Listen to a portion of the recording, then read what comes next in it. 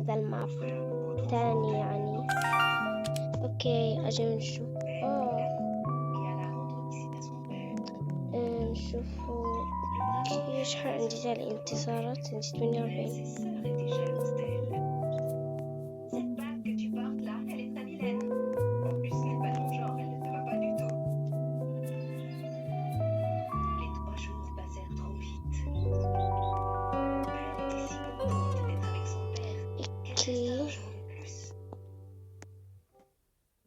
Mais cette nuit-là, elle fit un terrible cauchemar.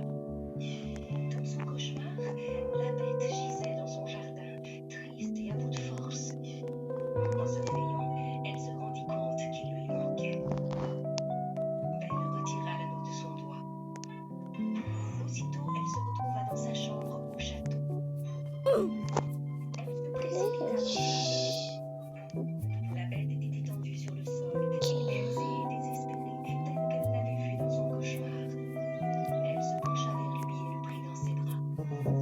Réveillez-vous, la bête, réveillez-vous. S'il vous arrive quelque chose, je ne pourrai jamais me pardonner. La bête ouvrit les yeux un instant. Oh belle, j'ai bien cru que vous ne reviendriez jamais. 70 وراح نروح Malade de chagrin. Je me suis rendu compte que vous للثاني. manquiez quand je n'étais pas là. Je suis venue ici pour vous retrouver parce que je vous aime. Je veux passer le reste de ma vie ici, dans ce château, auprès de vous.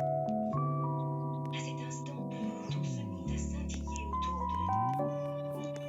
Belle était évanouie et n'en croyait pas ses yeux. Elle se pencha à Ok. nouveau vers la bête et découvrit un beau prince à sa place. Wow. Alors, mais qui êtes-vous? C'est la bête. Je suis la bête, chère belle. J'avais cette apparence parce que j'étais victime d'un ده يحتاج سرعة Si أكتر. vous ne m'aviez pas déclaré votre amour, je serais resté ignoré ma bête toute ma vie.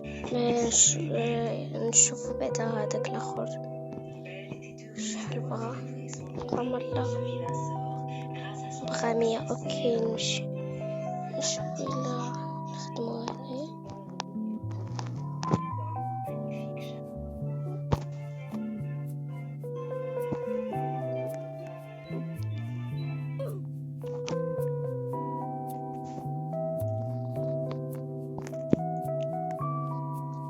La belle Hollande.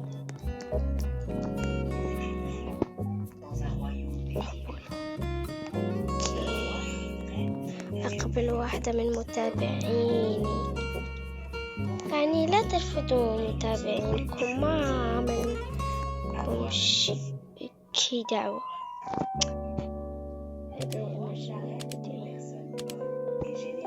hello guys دعوة.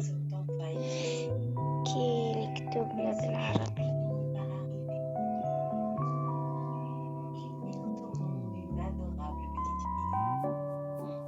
Elle était lumineuse comme un lever de soleil.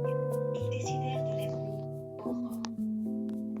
Le roi et la reine organisèrent une grande réception pour célébrer la naissance de leur petite Aurore.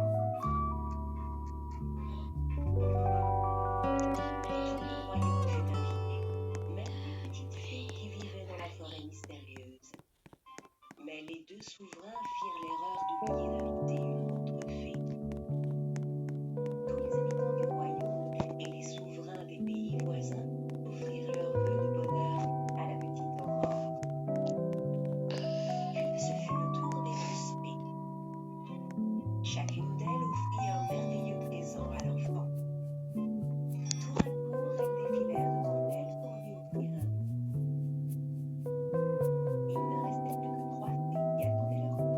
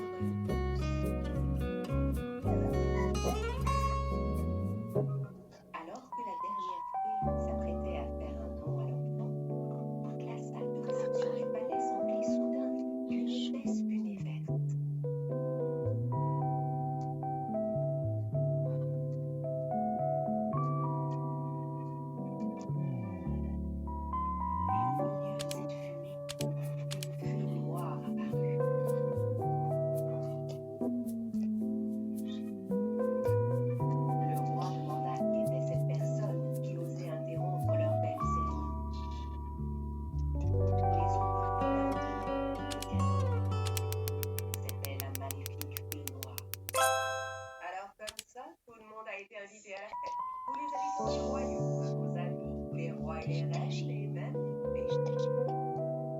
Mais malheureusement, je n'ai pas reçu d'invitation. Le roi présenta ses excuses pour cet oubli. Oh, ne vous en faites pas, moi aussi je vais offrir à cette princesse un cadeau de bienvenue à ma façon.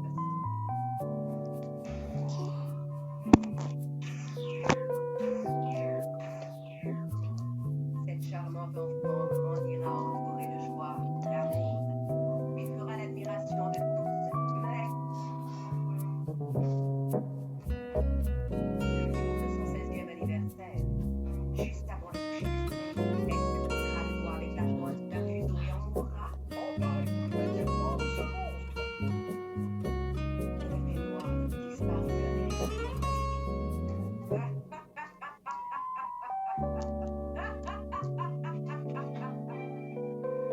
C'était au tour de la dernière fée de prononcer un vœu. Elle n'était pas aussi puissante que la fée noire, mais elle essaya d'adoucir son sortilège. Je ne peux pas annuler le sort, mais je peux m'en atténuer les effets. Si tu te mets plus loin, tu ne mourras pas. Tu plongeras dans un profond sommeil dont seul un baiser d'amour sincère te réveillera. C'est le présent que je te fais. Le roi, pour empêcher la terrible prophétie de se réaliser, ordonna qu'on rassemble tous les rois et le royaume, tous les fuseaux, tout ce qui pouvait piquer le doigt de sa fille, et qu'on y mette le feu.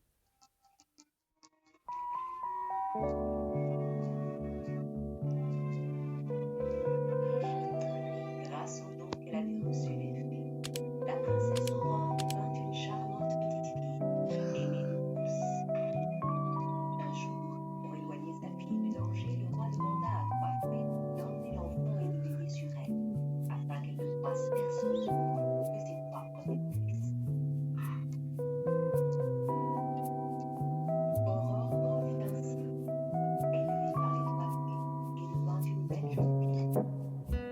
Et le jour arriva enfin de son 16e anniversaire. Le sortilège de la fée noire devait s'abattre sur elle au coucher du soleil. Le roi et la reine avaient fait tout ce qu'ils avaient pu pour conjurer le sort, mais ils étaient encore inquiets. Afin de protéger leur fille, ils l'enfermèrent dans une pièce du château. Aurore, qui n'avait pas idée de ce qu'il se passait, ne comprenait pas pourquoi on devait l'enfermer. Soudain, une porte s'ouvrit dans le mur. Aurore était fascinée par cette porte qu'elle n'avait jamais vue. Elle entendit des voix qui semblaient venir de l'autre côté. Curieuse, elle franchit la porte sans se douter qu'elle courait un danger. Elle arriva dans une pièce où une femme, de dos, était en train de crier avec la brouette. Aurore s'approcha de la machine. Comment voter?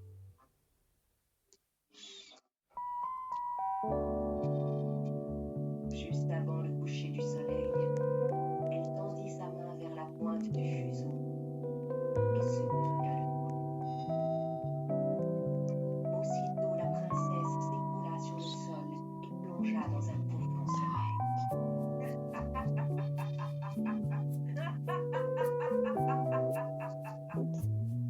La malédiction de la fée noire se réalisa au coucher du soleil. L'anniversaire de la jeune fille. La princesse fut vêtue de sa plus belle robe et couchée dans un lit couvert de fleurs. À partir de ce jour, Aurore fut surnommée la Belle au bois dormant. Ne pouvant supporter de vivre sans leur fille, le roi et la reine décidèrent de plonger dans le sommeil jusqu'au réveil de la princesse.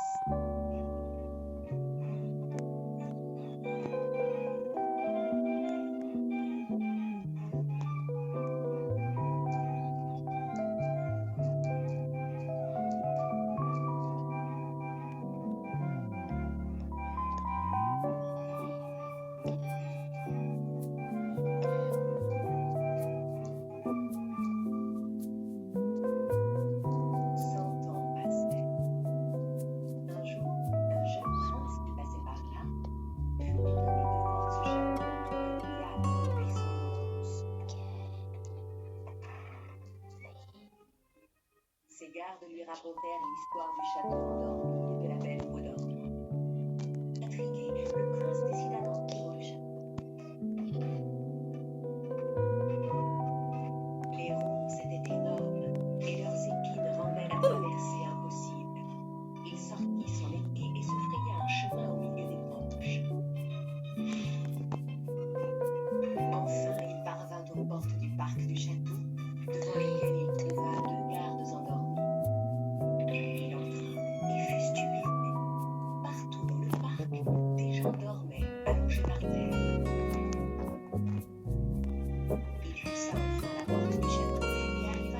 salle où le roi et la reine dormaient aussi.